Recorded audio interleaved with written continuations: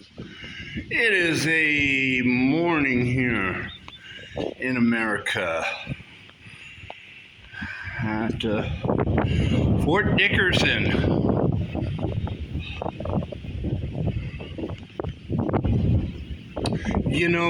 One of the things I've noticed around the country is that places where the public, the community don't want people to loiter or hang out, they usually post signs that say, they don't say no trespassing or, we'll call the police or, no loitering. They don't even say no loitering anymore.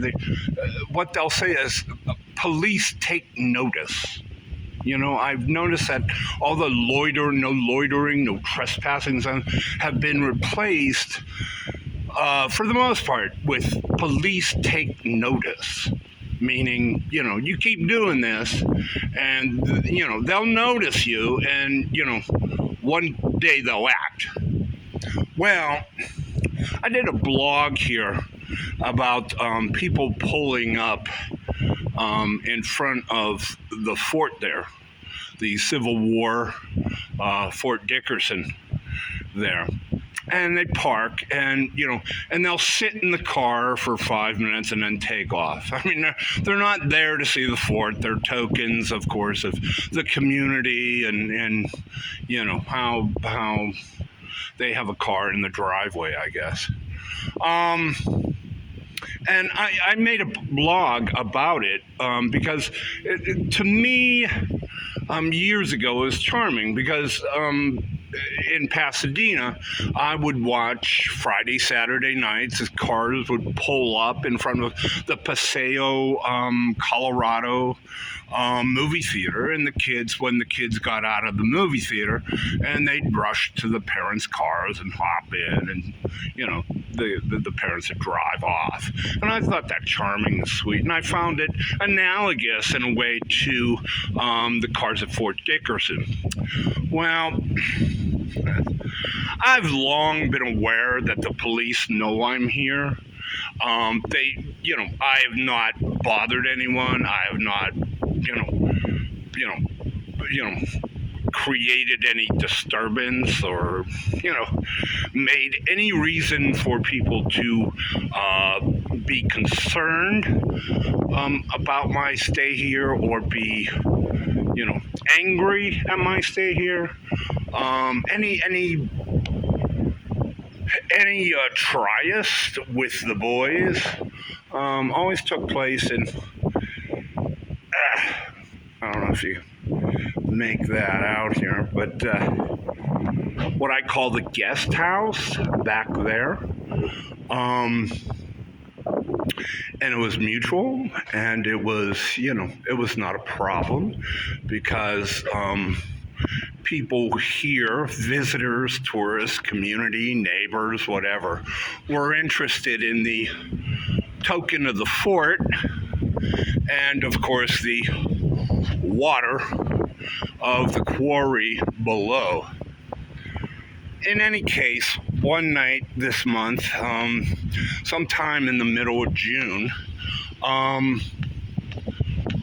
the place was quieting down. It was dusk was falling. I will say that, and I will give them that. And the hours here are dawn to dusk. Okay, so Knoxville police or county sheriff roll up and they park there. All right, and this is what they see. All right. One of the police officials gets out, walks up this path. There's no one here except me. All right. Now you can see, I don't know if you can see it here, but there is a bench, a picnic bench right there. All right. And I never slept on that, never stayed on that, because I knew it had a view from what I call the visitor center, the pavilion behind me. So this cop, of course, knowing that, and being aware of that, he makes the extra effort to come up here, walk up here to this bench here, to where I am sitting and imbibing. All right. And once he sees me, he turns around and goes back to his car, parked symbolically in front of the fort. I guess he makes a call, either to the police or to the sheriff. In any case, a second car comes up here, parks in front of the fort. And now we got a police car and we got a county sheriff car here. All right, so one of them comes up. I suppose it was sheriff. And instead of giving me a ticket and hauling me off and saying, you have to appear in court and, you're drunk in public or you're open container in public and you now have to leave the park because it's closing. No, they arrest me. All right, so I'm arrested and I go to the county sheriff for public intoxication. All right, so I'm there, and I've done this before, and I'm in the holding pen, intake, and it seems like it was like the boys and girls wanted to prove their power in the county sheriffs.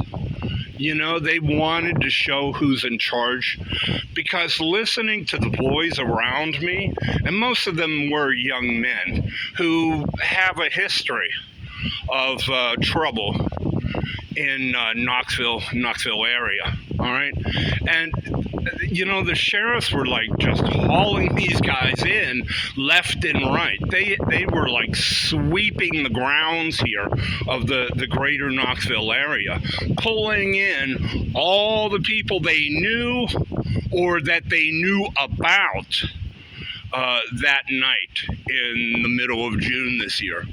And they were just sweeping them in.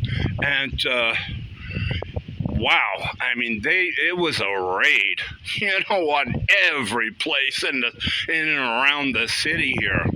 And they were overbooking. I mean, they were booking them in and booking them in and booking them in all throughout the night, okay? The problem is booking them in, but they weren't processing them out. You see what I'm saying? I mean, they were booking them in, and the little prison cell that I first came in that had maybe 4 or 5 guys in it soon ballooned to 40, 50 guys in this holding cell, because the sheriffs were booking them in but not processing them out. Okay, so add on top of this congestion among all these guys. And then every 8 hours or so, they're throwing bag lunches in, all right, for us to eat, our bologna sandwiches and stuff. And, and we'd finish eating and throw the bags in the corner, trash in the corner, and they weren't picking it up. So as more and more guys were booked in, the trash was piling up. So the morning comes, and I'm thinking, oh, thank God I'm out of here. Nope. That was not going to happen. I was going nowhere, Finally, I said, after like 18 hours in the holding cell, and the place is full of trash, and there's guys everywhere. Nobody's being processed, either into the jail or out on their own recognizance.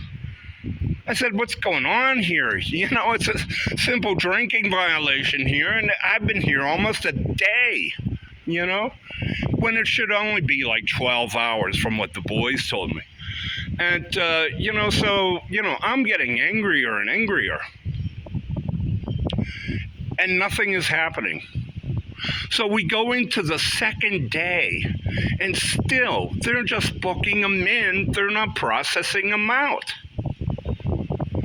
So I'm really getting angry. And, there we go. I'm really getting angry. So I'm on my second day. I've had a full day in this holding cell, and nothing has happened. They fingerprinted me and all that, but nothing else has happened. So I asked the guys, I said, what's the procedure on getting out of here? They said, well, it's a bit complicated. I said, what do you mean it's complicated? It's like, usually after I've done my time, I either see the judge and, get processed out, or I'm allowed to walk out after they fingerprinted me and all that, and said, come back to, court on this day and date, They said, yeah, well, you got to consider the neighborhood. I'm there, what are you talking about, the neighborhood? They said, you are in the Knox County Jail, and we're in a pretty exclusive neighborhood, and so, the neighbors really don't like prisoners being, let out without some sort of escort, without some sort of parent or some sort of armed guard or something. I said, you're kidding me. They're no. They said, they just don't let prisoners out here because the neighbors are really worried about, homes being invaded and, girls and boys being attacked or whatever and stuff. So I said, well, how do I get out of here? They said they have a police shuttle that, collects the people due for, getting out, and they pick them up. I said, well, when do they pick them up? Well, they should have picked them up last night, but they didn't. I said, are they going to pick them up this morning, today? Well, I don't know, And they didn't the next day. I spent 2.5 days in there because no cars were available. All right. So I had housing for 2 days in a crowded pen full of trash bags, half-eaten lemon cookies and graham crackers, and empty milk cartons. But I had no way of getting out of there because I had no transportation out. I could not call my mom or my aunt or somebody to pick me up, wherefore I could have, been processed out. So I had to wait for the police to make available not only housing for this old natty daddy, but also transportation through the neighborhood under his watchful paddy wagon, driving back to the city of Knoxville. So 2.5 days later, I get transported out, and nigger nation, it's housing, it's the car, Please be advised that police take notice